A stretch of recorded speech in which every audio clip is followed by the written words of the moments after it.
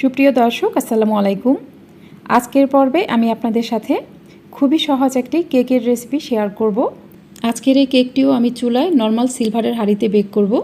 চুলায় তৈরি করা এই কেকের কালার হবে একদম ওভেনের তৈরি কেকের মতোই, আর এই কেকটি খেতেও অনেক বেশি মজার হবে। আজকের এই ভিডিওতে আমি চুলায় নর্মাল সিলভারের হাঁড়িতে কেক বেক করার A to Z সব কিছুই আপনাদের সাথে শেয়ার করব। আপনারা অবশ্যই ভিডিওটি শুরু থেকে শেষ পর্যন্ত দেখবেন। আশা করছি আজকের রেসিপি আপনাদের কাছে ভালো লাগবে। রেসিপিটি ভালো লাগলে চ্যানেলটি সাবস্ক্রাইব করে পাশে থাকা অল লেখা বাটনটাতে ক্লিক করে দিবেন। আর ভিডিওটি যারা ফেসবুক থেকে দেখছেন তারা আমার ফেসবুক পেজটিকে লাইক ও ফলো দিয়ে রাখবেন। এর জন্য প্রথমেই আমি একটা বাটিতে রুম টেম্পারেচারে থাকা 2টা ডিম ভেঙে নিব। এই ডিমগুলো অবশ্যই রুম টেম্পারেচারে থাকতে হবে। ফ্রিজে ডিম থাকলে 1 ঘন্টা আগে এই ডিমগুলো ফ্রিজ থেকে বের করে রাখতে হবে। এরপর আমি এখানে হাফ কাপের থেকে একটু বেশি পরিমাণ চিনি দিয়ে দিব। এবার এই চিনি ও ডিমটা আমি খুব ভালোভাবে নাড়তে থাকব। অনবরত নাড়তে থাকার ফলে দেখবেন চিনিটা একদম গলে গেছে।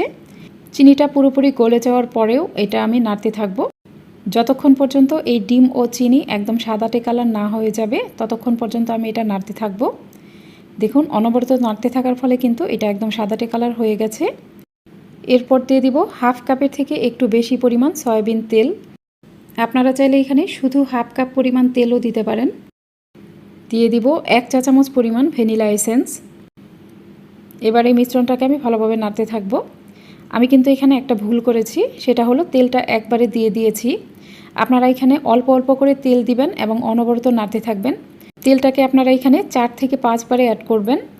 তেলটা একবারে দিয়ে দেওয়ার ফলে এখানে কেকটা চুপসে যাওয়ার একটা চান্স থাকবে, তাই আপনারা অবশ্যই তেলটাকে কয়েকবারে অ্যাড করবেন, একবারে দিয়ে দিবেন না। তেলটা মেশানো হয়ে গেলে আমি বাটিতে একটা চালনি নিয়ে নিব। এখানে দিয়ে দিব 1.5 কাপ পরিমাণ ময়দা। এবার আমি এখান থেকে 2 টেবিল চামচ পরিমাণ ময়দা সরিয়ে রাখব। 2 টেবিল চামচ ময়দা সরিয়ে নেওয়ার পর আমি এখানে 2 টেবিল চামচ পরিমাণ কর্নফ্লাওয়ার অ্যাড করব। তবে হাতের কাছে কর্নফ্লাওয়ারটা না থাকলে না দিলেও চলবে। এখানে কর্নফ্লাওয়ার দিলে কেকটা অনেক বেশি সুন্দর হবে।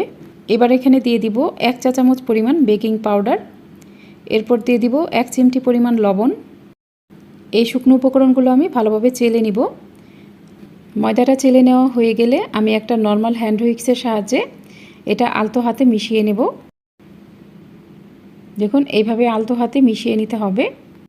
এ পর্যায়ে আমি এখানে অল্প অল্প করে দুধ অ্যাড করব।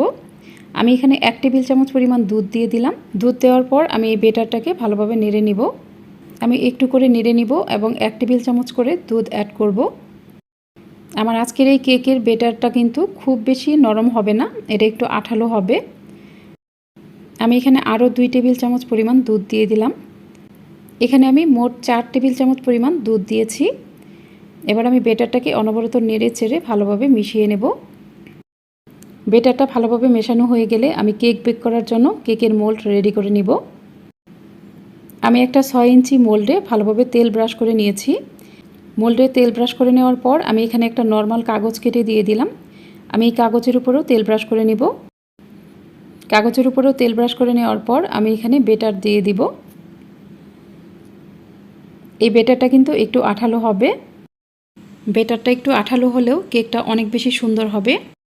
মোল্ডটাকে আমি এইভাবে কয়েকবার ট্যাপ করে নিব, যাতে এখানে কোনো এয়ার বাবলস থাকলে সেটা নষ্ট হয়ে যায়। এবার কেকটা বেক করতে চলে যাব। আমি চুলায় একটা নর্মাল সিলভারের হাঁড়ি বসিয়ে দিয়েছি। এই হাঁড়িটাকে আমি ঢাকনা দিয়ে ঢেকে চুলার মিডিয়াম আঁচে 5 মিনিটের মতো গরম করে নিয়েছি। অর্থাৎ আমি এই হাঁড়িটাকে আগে থেকেই প্রিহিট করে নিয়েছি। এবার আমি এই হাঁড়ির নিচে কিছু লেখালেখির কাগজ দিয়ে দিব।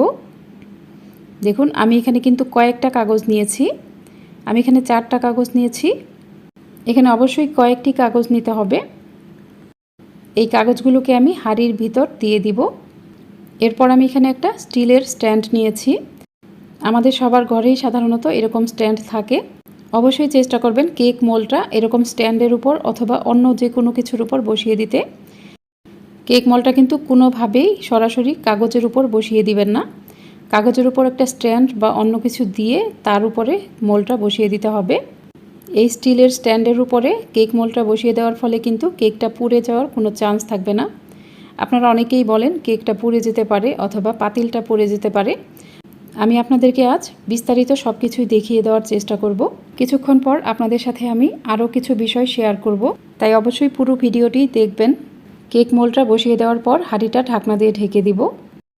আপনি যদি কেকের উপরে ওভেনের তৈরি কেকের মতো সুন্দর একটা কালার আনতে চান, তাহলে এখানে অবশ্যই সিলভার অথবা স্টিলের ঢাকনা নিতে হবে। এখানে কাচের ঢাকনা নিলে কিন্তু কেকের উপরে ওভেনের তৈরি কেকের মতো সুন্দর কালার আসবে না। এবার আমি আপনাদেরকে চুলার আঁচটা দেখিয়ে দিব। দেখুন চুলার আঁচটা কেমন থাকবে।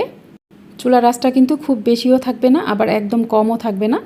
চুলার আঁচটা মিডিয়াম ও লোয়ের মাঝামাঝি অবস্থায় থাকবে। আপনারা নিশ্চয়ই বুঝতে পেরেছেন। আমি আজকে আপনাদেরকে বিস্তারিত সব কিছুই দেখানোর চেষ্টা করব। অবশ্যই পুরো ভিডিওটাই দেখবেন। আর হাঁড়িটা একবার ঢেকে দেওয়ার পর কিন্তু এটা বারবার খোলা যাবে না। বারবার ঢাকনা খুলে চেক করলে কেকটা ভালো হবে না। আপনারা 40 থেকে 45 মিনিট পর কেকটা চেক করে নেবেন। আমি 45 মিনিট পর কেকটা চেক করে নিলাম, কারণ এ সময় কিন্তু কেকের খুব সুন্দর একটা সুঘ্রাণ বের হয়েছিল, তাই আমি ঢাকনাটা খুলে নিয়েছি। কেকটাকে আমি একটা কাঠির মাধ্যমে চেক করে নিলাম। কাঠিটা ক্লিন এসেছে, তার মানে কেকটা হয়ে গেছে। এখন আমি কেকটা নামিয়ে ফেলবো। দেখুন কেকটা কতটা সুন্দর হয়েছে। এই কেকটা আমি পুরোপুরি ঠান্ডা করে নিব। এবার আমি হাঁড়ির ভিতর থেকে স্ট্যান্ডটা সরিয়ে ফেলবো। আমি এই কাগজগুলো হাতে নিয়ে আপনাদের দেখিয়ে দিচ্ছি। দেখুন কাগজগুলো কতটুকু পুড়েছে। দেখুন উপরের কাগজটা কতটুকু পুড়েছে। আপনারা এখানে কিন্তু অবশ্যই কয়েকটা কাগজ ব্যবহার করবেন। একটা কাগজ নিলে কিন্তু কেকটা পুড়ে যাওয়ার চান্স থাকবে। দেখুন সবচেয়ে নিচের কাগজটা কিন্তু একটু বেশি পুড়ে গেছে। আপনারা অনেকেই কমেন্ট করেন যে কাগজটা পুড়ে ধোঁয়া বের হয় কি না। না, এখানে কিন্তু কোনো ধোঁয়া বের হয় না এবং কোনো বাজে গন্ধও থাকে না। আবার অনেকে বলেন পাতিলটা পুড়ে যায় কি না। এবার আমি আপনাদেরকে পাতিলটা দেখিয়ে দিব। দেখুন পাতিলটা, এখানে কিন্তু কোনো পোড়া দাগই নেই। পাতিলটা পুড়েও যাবে না, শুধু কাগজটা একটু পুড়বে। দেখুন হাঁড়িতে কিন্তু কোনো পোড়া দাগ নেই। এবার নিশ্চয়ই আপনারা সব কিছুই বুঝতে পেরেছেন যে এখানে হাঁড়িটা পুড়ে যাবে না, কেকটাও পুড়ে যাবে না। এদিকে আমার কেকটা ঠান্ডা হয়ে গেছে। আমি এখন এই কেকের উপরে সুগার সিরাপ ব্রাশ করে দিব। আমি সমপরিমাণ চিনি ও পানি নিয়ে ভালোভাবে মিশিয়ে নিয়েছি। এখন আমি এর উপরে সুগার সিরাপ ব্রাশ করে দিব। সুগার সিরাপ ব্রাশ করার ফলে কেকটা অনেক বেশি নরম হবে। এর ফলে কেকটা উপর থেকে ড্রাই হয়ে যাবে না। এবার একটা নাইফের সাহায্যে আমি কেকের চারপাশে ভালোভাবে ছাড়িয়ে নিব। ভালোভাবে ছাড়িয়ে নেওয়ার পর আমি কেকটাকে মোল্ড থেকে আলাদা করে নিব। দেখুন কেকটা কতটা সুন্দর হয়েছে। আমি এর উপরের কাগজটা সরিয়ে ফেলব।